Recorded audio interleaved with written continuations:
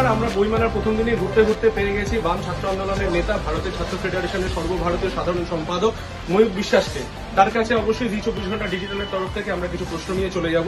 আমার প্রথম প্রশ্ন ময়ূর আপনার কাছে, যে সাম্প্রতিক অতীতে যে জোট সর্বভারতীয় স্তরে আমরা দেখতে পেয়েছি, ইন্ডিয়া জোট, সেখানে একসঙ্গে থেকে একটা প্ল্যাটফর্ম সেইখানে একসঙ্গে থেকেও তৃণমূল এবং অন্যান্য দলের বিরুদ্ধে বিভিন্ন সময় আপনারা বিভিন্ন আক্রমণ শানিয়েছেন। কিন্তু উল্টো দিক থেকে যদি আমরা দেখি যে গত 12 বছরে তৃণমূলের শাসনকালে রাজ্যে এই যে বইমেলা স্টল নিয়ে কখনো কোনো অপ্রীতিকর ঘটনা ঘটেনি, কখনো স্টল নিয়ে সমস্যা হয়নি, কিছু হয়নি। এবার এইখানে দাঁড়িয়ে আমার আপনার কাছে প্রশ্ন, এই যে বইমেলা যেটা নিয়ে বাঙালি অন্যতমভাবে বাঙালি জানে যে এখানে একটা বুদ্ধির চাষ, এখানে একটা বুদ্ধিমত্তার বিষয়, ভাবনা চিন্তা করার জায়গা, ফলত সেই জায়গাটাকেই কি একটা শান্তিপূর্ণ সহাবস্থানের জন্য বাম ছাত্র আন্দোলন দেখছে? কোনোভাবেই না, এটা অর্জিত অধিকার, তা আমরা অর্জন করেছি।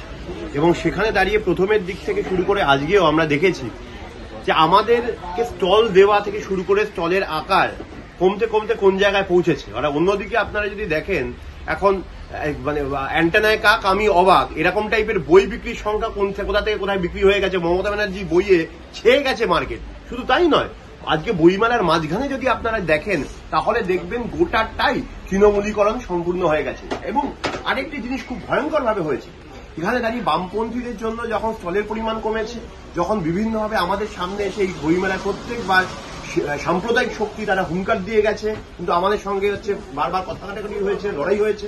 কিন্তু সেখানে দাঁড়িয়ে একটা জিনিস স্পষ্ট, একটা সময় আমরা ছোটবেলায় বইমেলা মানে আমাদের কাছে শীতে আমরা জানতাম গোটা পৃথিবীর কাছে আমাদের পৃথিবীর জন্য যে দরজা আমাদের উন্মুক্ত হয়ে যেত, এবং আমরা দিবে আর নিবে, মিলায়ে মিলিবে, যাবে না ফিরে, এই মানসিকতা থেকে আমরা দুনিয়াটাকে জানতাম, বুঝতাম। কিন্তু এখন যেটা দেখতে পাচ্ছি, কারণ আপনি যদি ঘুরবেন তাহলে দেখবেন সাম্প্রদায়িক শক্তির যারা নিয়ন্ত্রিত স্টলের পরিমাণ কোথা থেকে কোথায় চলে গেছে। এবং এটাই গোটা পশ্চিমবঙ্গের চিত্র। এবং এটাই ভয়ঙ্কর যে বাংলার বইমেলা মানে একটা প্রগতিশীলতার প্রতীক ছিল, উদার মনস্ক মানুষের প্রতীক ছিল। কারণ এখানে দাঁড়িয়ে আমরা চর্চা করতাম, বিতর্ক করতাম, এবং তার থেকে একটা নিষ্কাশন বেরোতো। কিন্তু আজকে সেই জায়গাটা সম্পূর্ণভাবে ভেঙে পড়েছে। সেখানে দাঁড়িয়ে এই বইমেলার যে ছবি, আসলে গোটা বাংলার দিকে যেখানে হচ্ছে বাংলা বৌদ্ধিক মণ্ডলে একটা চিন্তার জগতের যে হচ্ছে একটা দুর্বলতা আমরা ছাপ পাচ্ছি, সেটা তার প্রকাশ হচ্ছে। বেশ, এই জায়গা থেকে আমার শেষ প্রশ্ন, সেটা হচ্ছে যে বিভিন্ন মহলে একটা কথা বেশ কিছুদিন ধরে চালু রয়েছে, সেটা হচ্ছে বামেরা ফেবুতে সুন্দর, তৃণমূল মাঠে ময়দানে। একটু ভুল করেছে। বামেরা রাস্তায় সুন্দর, তৃণমূল জেলখানায়, এটা হবে। বেশ, তাহলে সেইখান থেকেই আমার প্রশ্ন, সেটা হচ্ছে যে যখন পাবলিক এই কথাটা বলছে যে আমরা শুনেছি, কারণ একটা উত্তর তো অলরেডি আপনি দিলেন। দ্বিতীয় হচ্ছে ব্রিগেড কিছুদিন আগে হয়ে গেল, যুব সংগঠনের ডাকে সেখানে ছাত্ররা উপস্থিত ছিল, পার্টির নেতারা উপস্থিত ছিলেন, এবং তারপরে এই যে স্টেটমেন্টটা, এইটাকে আপনারা কিভাবে দেখছেন, আপনার অবস্থান? এতদিন ধরে রাস্তায় পথ হাঁটতো যুবরা, ছাত্ররা 50 দিনের ওপর ধরে হচ্ছে রাস্তায় পথ হাঁটতো। সেখানে দাঁড়িয়ে তারপর ব্রিগেড প্যারেড গ্রাউন্ডে বিশাল সমাবেশ। এখানে এটা খুব প্রকাশিত হয়ে যাচ্ছে যে লড়াইটা আমরা রাস্তায় করছি।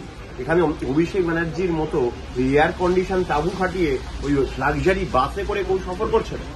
দ্বিতীয়ত আর একটা জিনিস খুব স্পষ্ট হয়ে যাচ্ছে, সেইটা হচ্ছে এইখানে দাঁড়িয়ে প্রত্যেক দিন যেভাবে লুটের কারখানা করে এই গোটা তৃণমূলটাই চলে গেছে হচ্ছে জেলখানে চলে গেছে। আজকে আমরা শিক্ষা নিয়ে কথা বলছি। আপনারা জানেন যে আমরা যখন ভারতীয় ছাত্র ফেডারেশনের সহ অন্যান্য 16টা ছাত্র সংগঠন মিলে গোটা দেশে ব্যাপী ওই জাতীয় শিক্ষানীতি, বিজেপির ছাত্র মারা যে জাতীয় শিক্ষানীতি, তার বিরুদ্ধে আন্দোলন করছে, সেখানে কিন্তু তৃণমূল নেই। কারণ তখন সংবাদ মাধ্যমকে আমরা যেটা বলছি, এই বইমেলাতেও আমরা একটা কথা বলছি, শিক্ষা এবং তৃণমূল দুটো বিপরীতার্থক শব্দ। এবং তাই জন্য আপনারা দেখছেন গোটা শিক্ষা দপ্তরটাই জেলে চলে গেছে। সুতরাং এখানে দাঁড়িয়ে এটা স্পষ্ট, আমরা রাস্তায় লড়াই করবো এই ছোট্ট চিটিংবাজদের বিরুদ্ধে। ওরা যেখানেই থাকবো না কেন, লড়াই আমাদের চলবে, এবং লড়াইয়ে আমরা রাস্তায় আমরা লড়াই ছিল। আপনি যে কথাটা বললেন এখানে ব্রিগেড এবং তার 50 দিনের যাত্রা নিয়ে, সেখান থেকে আরেকটা প্রশ্ন উঠে আসে যে ব্রিগেডে যদি এত মানুষ, যে ফেসবুকের বক্তব্য সেটা যদি ভুল হয়, তাহলে এত মানুষ কিন্তু তারপরে 7% ভোট কেন? মানে এত মানুষের সমাগম যেটা ব্রিগেড দেখছে, ভোট বাক্সে তার প্রতিফলনটা কোথায়? আপনি পঞ্চায়েতে দেখেছেন যে পঞ্চায়েতে আমাদের ভোট কোথায় গেছে, উপনির্বাচনে আমাদের ভোট কোথায় গেছে, এবং সেখানে দাঁড়িয়ে যে প্রগতি বাম এবং কংগ্রেসের যে জোট, তাদের ভোট কোথায় গেছে সে আপনারা দেখেছেন, বাড়ছে, প্রত্যেকদিন বাড়ছে, আর বিজেপির গ্রাফ কমছে। আর সেখানে দাঁড়িয়ে তৃণমূল ভয় পাচ্ছে এবং সেখানে দাঁড়িয়ে তাই জন্য এই প্রচার করছে। আর সেই প্রচারের জন্যই এই সংখ্যাটা আরো বাড়তো। পঞ্চায়েত নির্বাচন মানে এখন সোনার পাথর বাটি হয়ে গেছে ভোট দেওয়া। এই পঞ্চায়েত নির্বাচনে মানুষ ভোট দিতে পারেনি।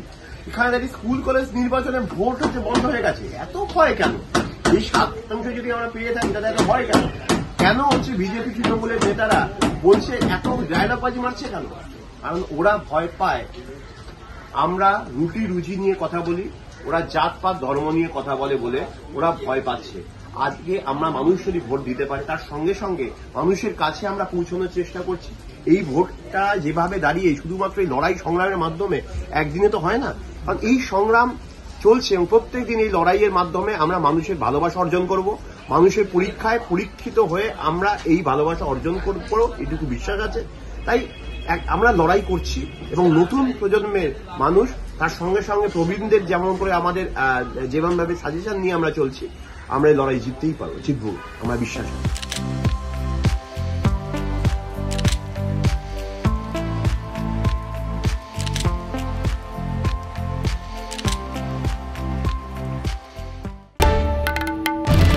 বাংলার আওয়াজ, বাঙালির আবেগ, জি 24 ঘন্টা।